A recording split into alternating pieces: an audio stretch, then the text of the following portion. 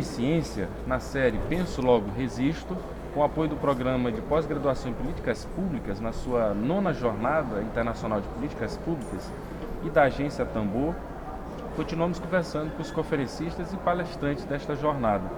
Ao meu lado, Gianni Freso, da Universidade de Uberlândia, italiano, mas já radicado no Brasil. Professor, agradecemos pela disponibilidade do tempo para essa entrevista. Eu que agradeço. Professor, conversaremos sobre fascismo, neofascismo, esses processos extremamente antidemocráticos, conservadores que têm ascendido no mundo. Inicialmente, o que é o fascismo? O fascismo é um movimento autoritário com uma ideologia sua própria que surgiu num contexto muito específico, que é aquele caracterizado pela crise de hegemonia das velhas classes dirigentes liberais e ao mesmo tempo por aquele fenômeno que foi chamado da política de massa, ou seja, a irrupção das grandes massas populares, camponesas e operários na cena política, que determinou uma radicalização das lutas sociais. Mas o fascismo é uma forma nova e inédita de ideologia e de regime autoritário, porque o fascismo não se limita apenas à sistematização da força e da violência para reprimir as oposições.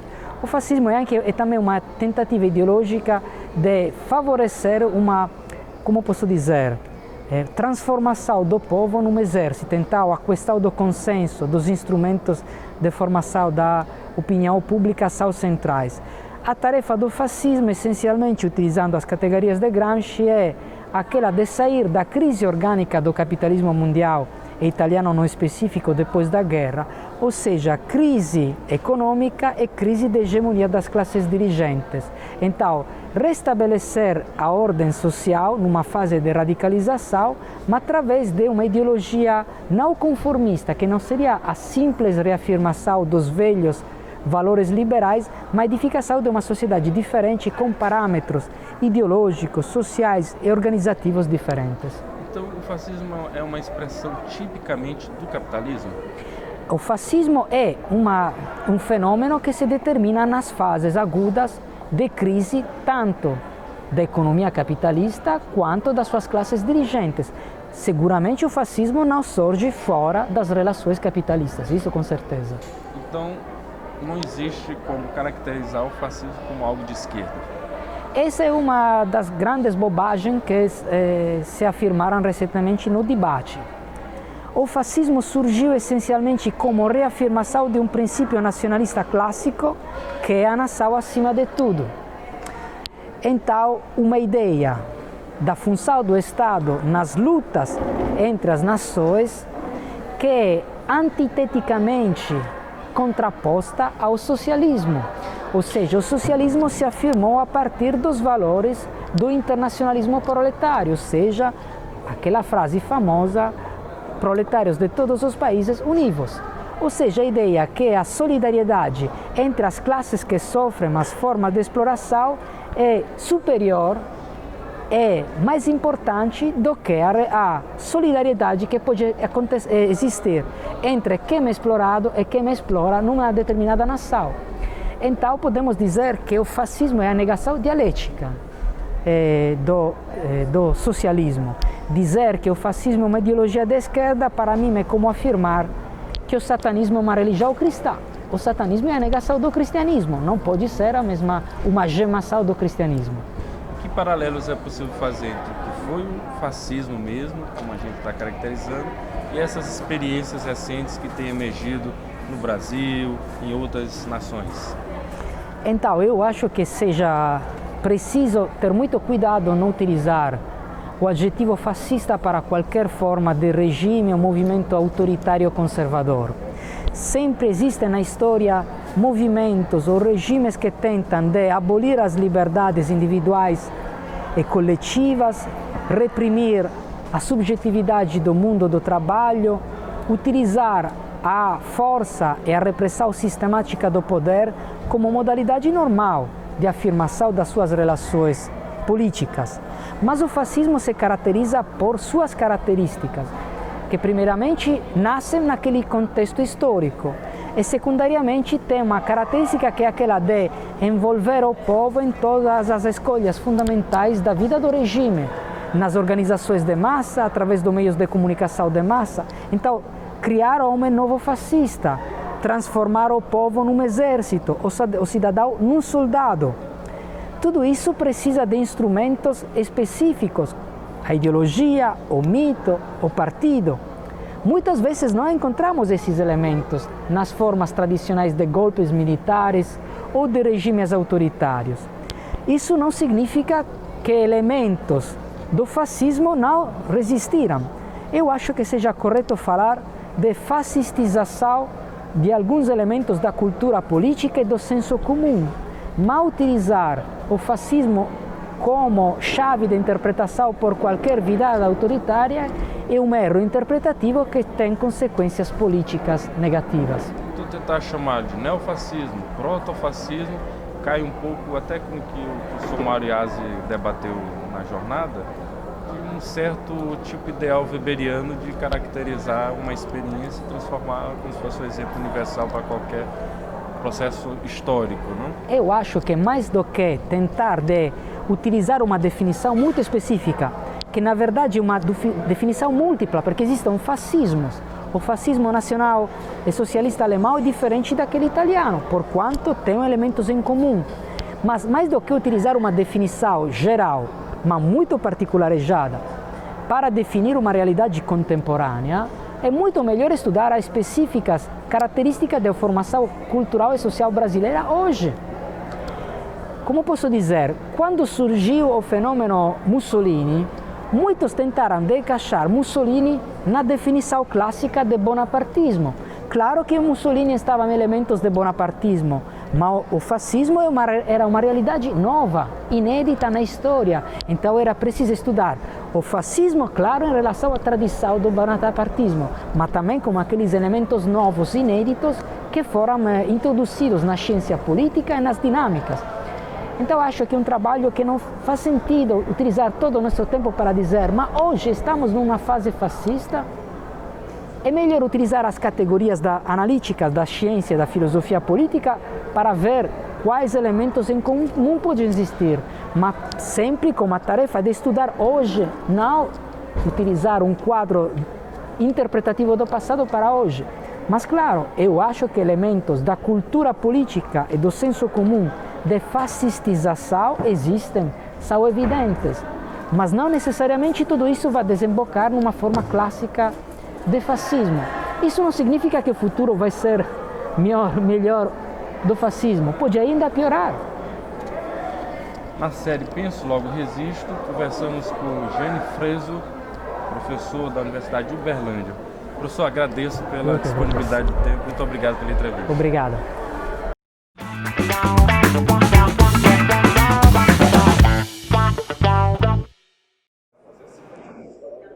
Meu nome é Edwilson Ferreira Araújo, eu sou doutor em comunicação pela Pontifícia Universidade Católica do Rio Grande do Sul, a PUC do Rio Grande do Sul. Eu concluí meu doutorado com um estudo sobre produção e recepção dos programas jornalísticos das emissoras de rádio AM em São Luís.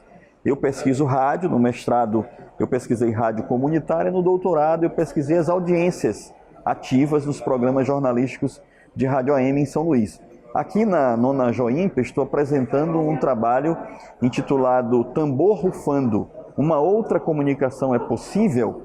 Eu faço uma pergunta dentro dessa experiência da agência Tambor.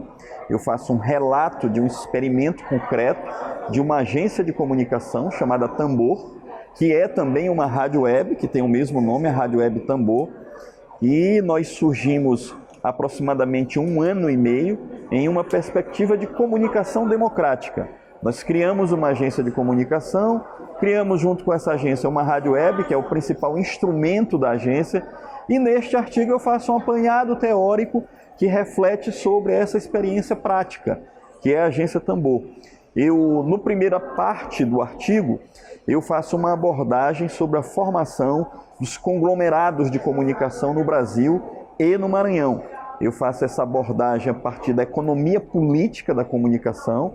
É uma base teórica que se fundamenta em economia, em ciência política e em história para entender o processo de formação dos conglomerados de comunicação, entender como esses impérios da comunicação, eles de certa forma são um empecilho, são uma trava na democratização da sociedade, porque entendemos a comunicação como algo que deva ser plural, que deva ser participativo, que atenda ao interesse público, que seja uma forma de expressão das diferentes concepções de mundo, mas o que se vê na comunicação concentrada, a comunicação empresarial, nos oligopólios, é a transmissão de uma corrente de pensamento único, pensamento liberal, do pensamento das elites. Portanto, nós consideramos que para democratizar a sociedade é fundamental também que tenhamos uma comunicação democrática.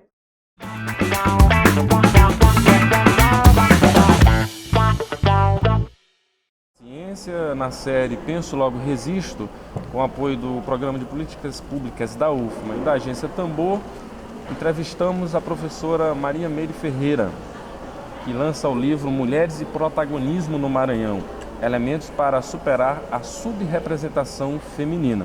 Professora Meire, agradecer por estar disponível para conversar conosco. Então, o que é o livro que você está lançando, do que ele se constitui? Bom, esses livros que nós estamos chamando de cartilha, na verdade, cartilhas pedagógicas, ele faz parte de um projeto que tem mais ou menos o mesmo nome, Protagonismo Político de Mulheres e Relações de Gênero, como superar a desigualdade na sociedade patriarcal. Faz parte de um projeto financiado pela FAPEMA, o Governo do Estado, a partir de um edital de pesquisa, onde eu concorri. E nessa pesquisa tem como desdobramento uma parte de extensão, que seria levar com que os dados da pesquisa realizada em 5 municípios do Maranhão, que foi São Luís, Morros, Turiaçu, Duque Bacelar e São João dos Patos, que a gente pudesse levar o resultado dessa investigação em projeto de extensão. E esse projeto nós trabalhamos a partir desse material pedagógico, construído com dado dessas pesquisas, que mostra que no Maranhão, é exemplo do Brasil, as mulheres são subrepresentadas na política. O nome protagonismo é mostrar que, apesar da subrepresentação, nós temos um número mensurável de mulheres que são protagonistas, que estão invisíveis na sociedade maranhense, assim como na sociedade brasileira, e que é preciso pensar políticas, de formação, política de inclusão, para que essa subrepresentação seja superada. Do conteúdo do livro, que você destacaria dos capítulos, dos autores? Eu destaco o primeiro capítulo, onde eu faço uma discussão mais histórica, mostrando que dentro da história do mundo, da história civilizatória, as mulheres sempre estiveram à frente de lutas sociais, buscando se igualar, buscando construir a igualdade de gênero, desde a Revolução Francesa, passando pela Revolução Industrial, Revolução Cubana, Revolução Russa. As mulheres protagonizaram muitas ações de confronto, de conflito, para serem reconhecidas como sujeito político. Os capítulos finais eu dedico a uma reflexão em cima desses municípios já citados, onde eu mostro qual é o olhar da população sobre as mulheres protagonistas, o que a população pensa sobre o fato das mulheres serem subrepresentadas. Também investiguei, está descrito nos capítulos finais do livro, o que as mulheres protagonistas pensam sobre isso. Elas querem se candidatar? Essa aqui é a grande questão, porque é muito comum se dizer assim, mas as mulheres não querem se candidatar. E na pesquisa eu desmistifico essa assertiva, mostrando que as mulheres querem sim. O que elas precisam é ser muito mais estimuladas. As mulheres, diferente dos homens, elas precisam de outro tipo de estímulo para estar na política, até porque elas ainda não são vistas como protagonistas, como sujeitos políticos, e isso precisa que elas estejam mais estimuladas. Então, esse material pedagógico, ele é um reforço a que se pense essa questão e que se trabalhe política, principalmente dentro dos partidos, para que se possa alterar a subrepresentação de mulheres no poder. Estamos aqui no canal Tudo em Ciência, na série Penso Logo Resisto, com a professora Meire Ferreira, que lança os livros aqui na Jornada de Políticas Públicas. Professora, onde adquiriu o livro? Como faz para ter acesso a ele? Os livros são vendidos a preços bem populares, e depois eles estão dispostos na livraria Prazer de Ler e no Sebo do Arteiro, que são 2 livreiros hoje que mais trabalham política de livro nesse estado. Eu recomendo a compra dos livros nessas 2 livrarias. Professora, agradeço pela disponibilidade.